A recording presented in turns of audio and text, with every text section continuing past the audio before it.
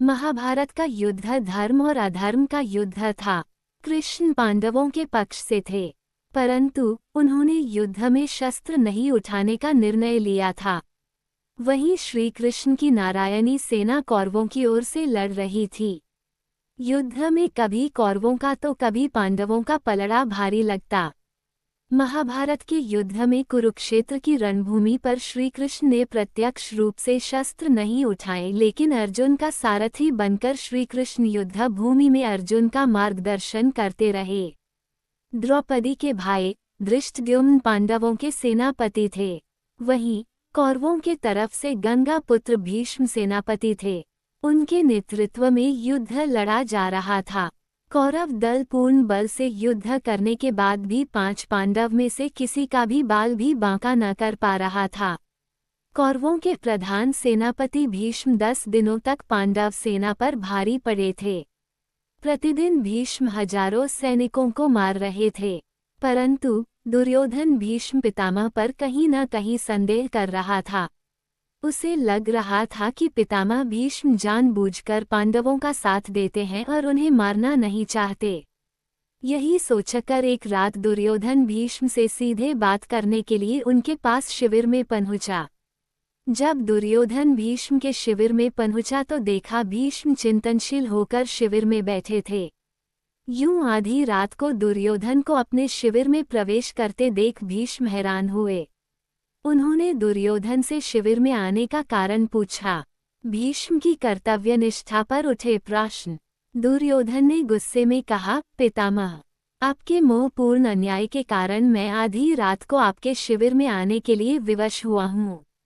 आप अगर पूरी कर्तव्य निष्ठा और मोहरहित होकर पांडवों के साथ युद्ध करते तो शायद मुझे यहाँ आने की आवश्यकता नहीं पड़ती। युद्ध शुरू हुए 10 दिन बीत चुके हैं, लेकिन आप अभी तक पांडवों को पराजित नहीं कर पाए हैं।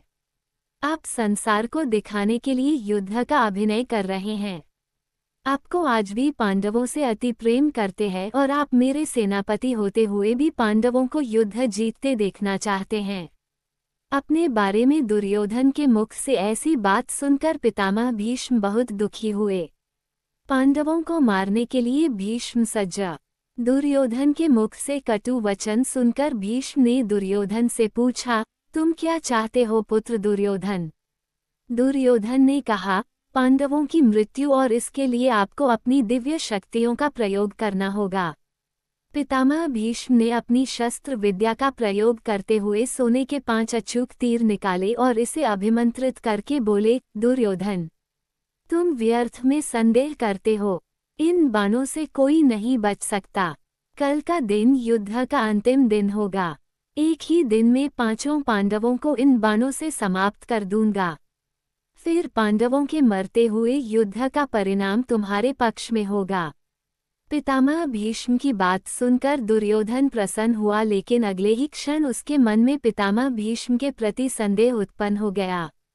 कपटी दुर्योधन भीष्म की बातों को सुनकर प्रसन्न तो हुआ, परंतु अब दुर्योधन को भीष्म की बातों में भी छल कपट दिखने लगे। दुर्योधन ने भीष्म से कहा, पितामह, आपकी योजना बहुत अच्छी है, किंतु मुझे फिर भी संदेह हो रहा है कि आप इतनी जल्दी और आसानी से पांडवों को मारेंगे।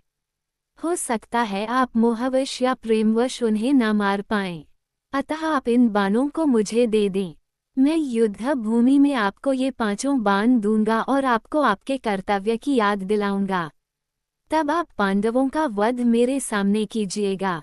दुर्योधन की बात सुनकर पितामह भीष्म ने 5 अभिमंत्रित बाण दुर्योधन को दे दिए। दुर्योधन अपनी संभावित जीत पर बहुत खुश था। वह बाण लेकर अपने शिविर में चला गया। पांडवों को जब पता चला, भीष्म के शिविर के पास पहरा दे रहे पांडवों के एक गुप्तचर ने सारी बातें सुन ली। उसने महाराज युधिष्ठिर को आकर सोने के बाण के बारे में सूचना दी। तब भगवान श्री कृष्ण भी वहीं थे। युधिष्ठिर ने भगवान श्री कृष्ण से कहा, हे गोविंद, पितामह के इन तीरों के प्रतिकार हम कैसे करें?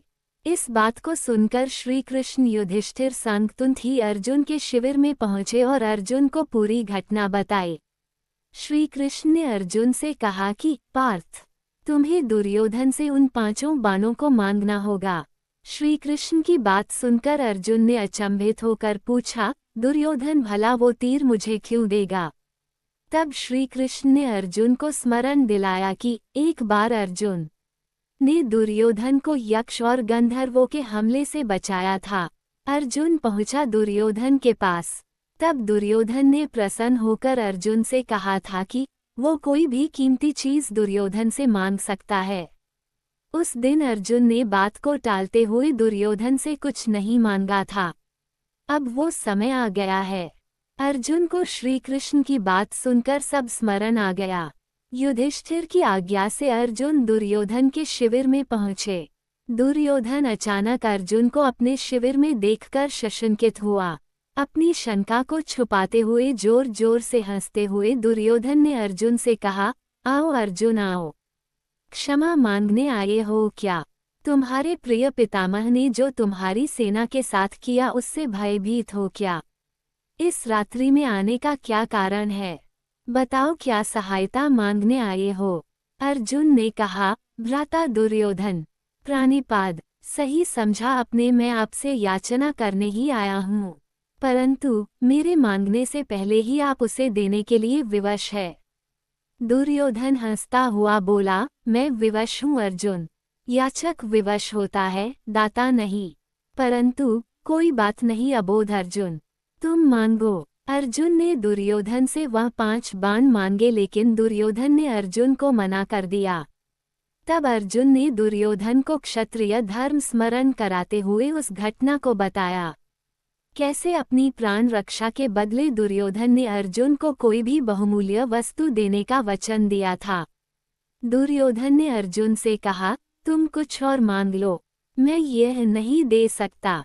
तब अर्जुन ने कहा, यदि आप अपने वचन को पूरा नहीं करना चाहते तो कोई बात नहीं भ्राता। अब आपके पास कुछ बहुमूल्य है भी तो नहीं जो मांगा जाए। सामर्थ्य के अभाव में आपको पितामह के बाणों की आवश्यकता भी है। ठीक है, मैं चलता हूँ। अर्जुन के कटाक्षों से दुविधा में फंसे दुर्योधन ने कहा, रुको अर्जुन, किसके पास सामर्थ्य नहीं है? हम 100 हैं, तुम 5 हो। फिर ना चाहते हुए भी दुर्योधन ने 5 बाण अर्जुन को दे दिए। अर्जुन उन दिव्य बाणों को प्राप्त कर अपने शिविर में आ गए। इस तरह भीष्म से बाण लेने की गलती दुर्योधन पर भारी बहुत पड़ी और पांडवों की मौत टल गई। महाभारत के युद्ध के अंत में पांडवों की जीत हुई।